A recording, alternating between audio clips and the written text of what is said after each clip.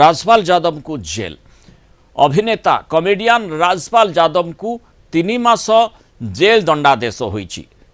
Cheque bounce मामला रे अभिनेता राजपाल यादव फसिछंती। 3 मास पई जेल पठेबाकू दिल्ली हाईकोर्ट निर्देश देइछंती। बॉलीवुड जनाशुना हास्य अभिनेता कॉमेडियन राजपाल यादव को असुविधा समस्या अड़ुआ पुणी थरे बढ़ी जाइछि।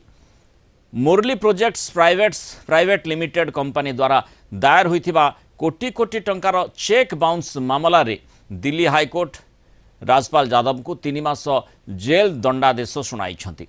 फिल्म निर्माण पई दिया जाइथिबा ऋण टंका फेरस्त न करिबा एवं बारंबार कोर्ट को देइथिबा प्रतिश्रुति खिलाफ करिबा जोगु मानवर अदालत एभली कड़ा आभिमुख्य पोषण करिछंती। ए मामलार शुनानी करी जस्टिस स्वर्णकांत शर्मा अभिनेता आचरण उपरे असंतोष प्रकाश करिछंती।